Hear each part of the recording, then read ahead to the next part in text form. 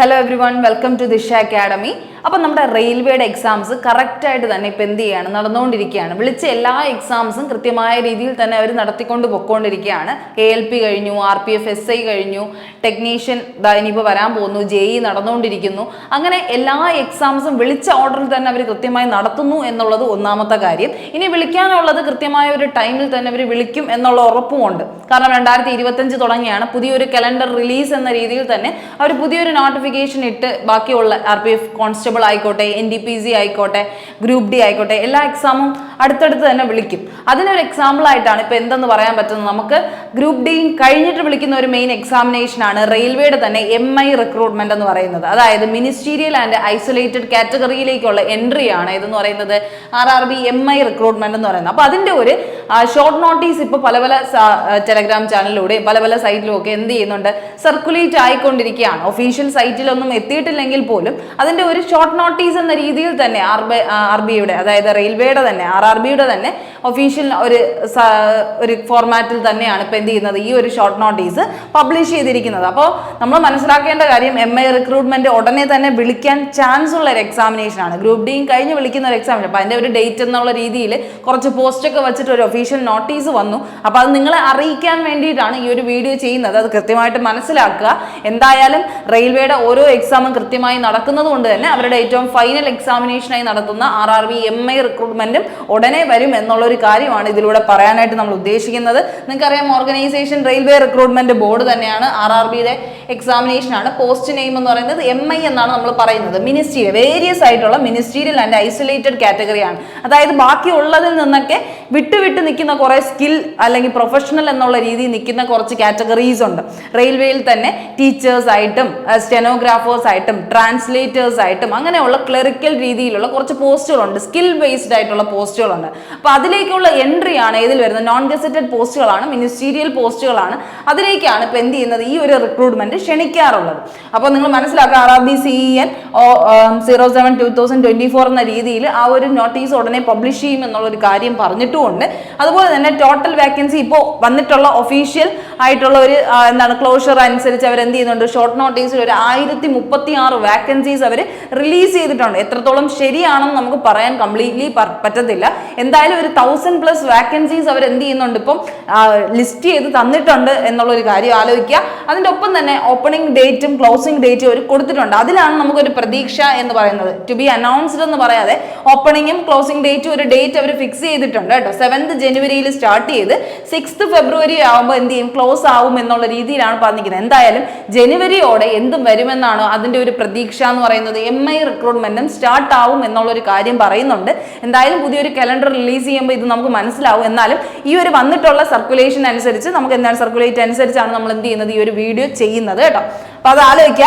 Official website ഇതിൽ വരും എന്നാണ് പറയുന്നത്. RRBCDG.gov.in എന്ന് പറഞ്ഞ വെബ്സൈറ്റിൽ 7ാം തീയതി തൊട്ട് ഇതിന്റെ ഓപ്പണിംഗ് ഡേറ്റ് ഉണ്ടാവും എന്നുള്ള ഒരു കാര്യമാണ് അറിയിക്കുന്നത്. അതിന് മുന്നേ തന്നെ എന്തെങ്കിലും ഒഫീഷ്യൽ നോട്ടിഫിക്കേഷൻ അവർ റിലീസ് ചെയ്യുകയും ചെയ്യും. എന്തായാലും ഇപ്പോൾ വന്നിട്ടുള്ള ഒരു ഷോർട്ട് നോട്ടീസ് ഇതേ ഒരു ഫോർമാറ്റ് ആണ്. നിങ്ങൾ എല്ലാവരും ഇതിനോടകം തന്നെ കണ്ടും കാണും. അപ്പോൾ അതൊരു ക്ലാരിഫൈ ചെയ്യാൻ വേണ്ടിയാണ് ഈ വീഡിയോ ചെയ്യുന്നത് കേട്ടോ. അപ്പോൾ ഇങ്ങനത്തെ ഒരു സർക്കുലേഷൻ വന്നതുകൊണ്ടാണ് നമ്മൾ ഈ ഒരു വീഡിയോ ചെയ്യുന്നത്. ഓപ്പണിംഗ് ഡേറ്റ് എന്ന് പറയുന്നത് 7/1/2024-നും 25-നും, ക്ലോസിംഗ് ഡേറ്റ് എന്ന് പറഞ്ഞാൽ 6/2/2025 ഇടയ്ക്കായിട്ടാണ് അവർ പറയുന്നത് കേട്ടോ. ആ ഒരു ടൈം ലൈൻ ശ്രദ്ധിക്കുക. ഫെബ്രുവരി, ജനുവരി എന്ന് പറഞ്ഞ മാസങ്ങളിൽ അത് വരും എന്നുള്ള കാര്യമാണ്. പിന്നെ വിളിച്ചിട്ടുള്ള ഓരോ പോസ്റ്റുകളും എടുത്ത് പറഞ്ഞിട്ടുണ്ട് കേട്ടോ. സാധാരണ നമുക്ക് സ്റ്റെനോഗ്രാഫറൊക്കെയാണ് നമ്മൾ ഇതിൽ ഏറ്റവും കൂടുതൽ പ്രതീക്ഷിക്കുന്നത്. പക്ഷേ സ്റ്റെനോഗ്രാഫറിനെ ഇതിന് ഇൻക്ലൂഡ് ചെയ്തിട്ടില്ല എന്നതാണ് മറ്റൊരു വാസ്തവം എന്ന് പറയുന്നത്. അതുകൊണ്ട് നമുക്കിത് എത്രത്തോളം ശരിയാണ് എന്ന് പറയാനായിട്ട് പറ്റത്തില്ല. പിന്നെ എന്താണോ അവരിപ്പോൾ തന്നിക്കുന്നത് ആ ഒരു ലിസ്റ്റിംഗ് എന്തായാലും ഞാൻ മനസ്സിലാക്കി തരാം. ഇപ്പോൾ വിളിച്ചിട്ടുള്ളത് 1036 വാക്കൻസി വിളിച്ചിട്ടുണ്ട്. അതിന്റെ പേ സ്കെയില്, ഇനിഷ്യൽ പേ, അതുപോലെ തന്നെ മെഡിക്കൽ സ്റ്റാൻഡേർഡ്, ഏജിന്റെ കാര്യം പറഞ്ഞിട്ടുണ്ട്. ടോട്ടൽ വാക്കൻസി ഉൾപ്പെടെയുള്ള ഒരു ലിസ്റ്റാണ് അവർ പബ്ലിഷ് ചെയ്തിരിക്കുന്നത്. അതിൽ പോസ്റ്റ് ഗ്രാജുവേറ്റ് ടീച്ചേഴ്സ് ഉണ്ട്, PGT ടീച്ചേഴ്സ് ഉണ്ട്. റെയിൽവേയുടെ സ്കൂളിലൊക്കെ വേണ്ടിയായിരിക്കും PGT സ്കൂൾ. അതെന്താണ്, ഡിഫറൻറ്റ് സബ്ജക്റ്റിന് വേണ്ടി എത്രയാണ് 187 വാക്കൻസീസ് അവർ വിളിച്ചിട്ടുണ്ട്. അതിന്റെ ഏജ് കാറ്റഗറി നിങ്ങൾക്ക് നോക്കാം. 18 to 48 വയസ്സ് വരെ. ഓരോ പോസ്റ്റ് അനുസരിച്ചാണ് ഇതിന്റെ ഏജ് ഗ്രൂപ്പ് തിരിച്ചിരിക്കുന്നത് കേട്ടോ. 48 വയസ്സ് വരെ ഉള്ളവർക്ക് അപ്ലൈ ചെയ്യാം എന്നുള്ളൊരു കാര്യമാണ് പോസ്റ്റ് ഗ്രാജുവേറ്റ് ടീച്ചേഴ്സിൽ പറയുന്നത്. അതിൽ ചിലപ്പോൾ ക്വാളിഫിക്കേഷൻ പോലുള്ള സംഭവങ്ങളൊക്കെ ഉണ്ടാവും. പിന്നെ B.Ed വേണം, PG വേണം. പോസ്റ്റ് ഗ്രാജുവേറ്റ് ടീച്ചേഴ്സ് ആയതുകൊണ്ട് അങ്ങനെയൊക്കെ കുറെ കണ്ടീഷൻസ് ഉണ്ടാവും. പിന്നെ വരുന്നത് സയന്റിഫിക് സൂപ്പർവൈസർ എന്ന് പറഞ്ഞ ഒരു പോസ്റ്റാണ്. ഇതിനെല്ലാം നിങ്ങൾ സാലറി ശ്രദ്ധിച്ചറിയാം. 47,000 44,000 ആ ഒരു റേഞ്ചിലാണ് നിൽക്കുന്നത്. ഏറ്റവും കുറഞ്ഞ സാലറി വരുന്നത് 19,000 സംതിങ് വരുന്നത് ഏതിനാണ്? നമ്മുടെ lab assistant grade 3 chemist and metallurgist എന്ന് പറഞ്ഞ ഒരു പോസ്റ്റിലേക്കാണ് വരുന്നത് കേട്ടോ. അത് 12 വാക്കൻസിയാണ് വിളിച്ചിട്ടുള്ളത്. പക്ഷെ ലാബ് അസിസ്റ്റന്റ് ആയതുകൊണ്ടാണ് അത്രയും പറയാം. പക്ഷെ എന്നാലും നമ്മുടെ റെയിൽവേയുടെ ജോലി ആയതുകൊണ്ട് ഏകദേശം 25,000 പ്ലസ് തന്നെ നമുക്ക് എപ്പോഴും കിട്ടും, നമ്മുടെ സാലറി ആയിട്ട് കിട്ടും. പക്ഷെ ഇവിടെ ഏറ്റവും ഹയസ്റ്റ് സാലറി ആയിട്ട് ഒരു 47,000 പറയുന്നത് പോസ്റ്റ് ഗ്രാജുവേറ്റ് ടീച്ചേഴ്സിലാണ്. പിന്നെ എന്തുണ്ട്? TGT ടീച്ചേഴ്സ്, TGT PGT എന്നൊക്കെ പറഞ്ഞ് നിങ്ങൾ കേട്ടിട്ടുണ്ടായിരിക്കും. PGT PRT എന്നൊക്കെ പറഞ്ഞ് കേട്ടിട്ടുണ്ടായിരിക്കും. ആ ഒരു എക്സാമിനേഷൻ പാറ്റേൺ ആണ് ഇവിടെ പറയുന്നത് കേട്ടോ. Chief law assistant, TGT physical training instructor, അതായത് PT ഒക്കെ പഠിപ്പിക്കുന്ന സാർമാരൊക്കെ ഉണ്ടല്ലോ, അതൊക്കെ അങ്ങനത്തെ സ്കൂൾ ബേസ് ചെയ്തിട്ടുള്ള സ്കിൽ ബേസ് ചെയ്തിട്ടുള്ള നിങ്ങൾ BEd എടുത്ത പോസ്റ്റ് ഗ്രാജുവേഷൻ ചെയ്തിട്ട് കുറച്ച് പോസ്റ്റുകളും, പിന്നെ അത് ഈ കണ്ടോ പബ്ലിക് പ്രോസിക്യൂട്ടർ, ജൂനിയർ ട്രാൻസ്ലേറ്റർ, ഹിന്ദിക്ക് വേണ്ടിയിട്ടുള്ള ട്രാൻസ്ലേറ്റർ. അപ്പൊ അതെന്താണ്? ട്രാൻസ്ലേഷൻ എന്ന് പറയുന്ന കുറെ സ്കിൽ ബേസ്ഡ് ആയിട്ടുള്ള കാര്യങ്ങൾ ഇതിൽ നമ്മൾ എന്ത് ചെയ്യേണ്ടി വരും. പിന്നെ ലൈബ്രറിയൻ ഉണ്ട്, മ്യൂസിക് ടീച്ചർ ഉണ്ട്, പ്രൈമറി ടീച്ചേഴ്സ് ഉണ്ട്, അസിസ്റ്റന്റ് ടീച്ചർ, ലബോറട്ടറി അസിസ്റ്റന്റ് എന്നൊക്കെ പറഞ്ഞിട്ടുള്ള ഏകദേശം 35,000 47,000 എന്ന് പറയുന്ന റേഞ്ചിൽ നിൽക്കുന്ന ജോബ് പോസ്റ്റുകളാണ് ഇതിൽ റിലീസ് ചെയ്തിരിക്കുന്നത്.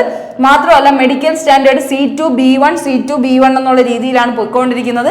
ഇതെല്ലാം നമുക്ക് കണ്ണാടി ഉള്ളവർക്കും അപ്ലൈ ചെയ്യാൻ പറ്റുന്ന പോസ്റ്റുകളാണ്. കണ്ണാടി വെച്ചിട്ട് നിങ്ങൾക്ക് ചെയ്യാൻ പറ്റുന്ന പോസ്റ്റാണ്. അതിന് ഇത്രയും എന്താണ് നമ്മുടെ മെഡിക്കൽ സ്റ്റാൻഡേർഡിൽ പലതും പറയുന്നുണ്ട്. അതെല്ലാം പാസ്സാവാൻ പറ്റുന്ന ആൾക്കാർ തന്നെയാണ്. ഏതൊരു കാറ്റഗറിക്കാർക്കും അപ്ലൈ ചെയ്യാൻ പറ്റുന്ന ജോബുകൾ തന്നെയാണ് പറഞ്ഞിരിക്കുന്നത്. 338 വാക്കൻസി കൂടുതൽ വിളിച്ചിട്ടുള്ളത് ട്രെയിൻഡ് ഗ്രാജുവേറ്റ് ടീച്ചേഴ്സ് ആണ്. ഗ്രാജുവേഷൻ മാത്രം വേണ്ടിയിട്ടുള്ള കുറച്ച് ടീച്ചേഴ്സ് പോസ്റ്റുകളാണ് 338 വാക്കൻസി. അതായത് ഇപ്പം വിളിച്ചിട്ടുള്ള മിനിസ്റ്റീരിയൽ പോസ്റ്റ് ഏറ്റവും കൂടുതൽ ഫോക്കസ് ചെയ്യുന്നത് ഏത് ഏരിയ എന്ന് ചോദിച്ചു കഴിഞ്ഞാൽ ടീച്ചിങ് ഏരിയ ആണ് കൂടുതൽ അവരെന്ത് ചെയ്തിരിക്കുന്നത്, ഫോക്കസ് ചെയ്തിരിക്കുന്നത്. പല രീതിയിലുള്ള ട്രെയിൻഡ് ഗ്രാജുവേറ്റ് ടീച്ചേഴ്സ് ഉണ്ട്, പോസ്റ്റ് ഗ്രാജുവേറ്റ് ടീച്ചേഴ്സ് ഉണ്ട്, പ്രൈമറി ടീച്ചേഴ്സ് ഉണ്ട്, മ്യൂസിക് ടീച്ചർ ഉണ്ട്, അതുപോലെ തന്നെ ലൈബ്രറിയൻ എന്നൊക്കെ പറഞ്ഞിട്ടുള്ള സ്കൂൾ ബേസ്ഡ് ആയിട്ടുള്ള കുറച്ച് ജോലികളും, അതുപോലെ തന്നെ ഈ chief law assistant, public prosecutor പോലെ ലോ ഫീൽഡിൽ പഠിച്ചിട്ടുള്ളവർക്ക് വേണ്ടിയിട്ടും, അതുപോലെ തന്നെ ഈ പറയുന്ന ലബോറട്ടറി ആൻഡ് ലാബ് അസിസ്റ്റന്റ് എന്ന് പറയുന്ന കുറച്ച് പോസ്റ്റുകളും, ഇങ്ങനത്തെയൊക്കെ കുറച്ച് പോസ്റ്റാണ് തന്നിരിക്കുന്നത്. അതിന്റെ ഏജ് കാറ്റഗറൈസേഷനും കൊടുത്തിട്ടുണ്ട് കേട്ടോ. ഈ നമുക്ക് 18 to 38 ഉണ്ട്.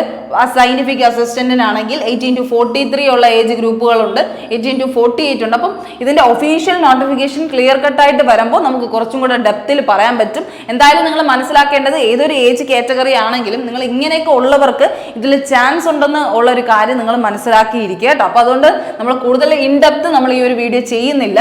നിങ്ങൾ മനസ്സിലാക്കുക, പോസ്റ്റ് ഗ്രാജുവേറ്റ് ടീച്ചേഴ്സിന്റെ ഒക്കെ ഒരു ക്വാളിഫിക്കേഷൻ മനസ്സിലാക്കി വെക്കുക. ഇങ്ങനെയുള്ളവർക്കായിരിക്കും ഇതിലേക്ക് അപ്ലൈ ചെയ്യാൻ പറ്റുന്നത്. അത്യാവശ്യം സ്കിൽ ബേസ്ഡ് ആയെന്ന് പറഞ്ഞുകൊണ്ടാണ് ഇത് എടുത്ത് പറയുന്നത്.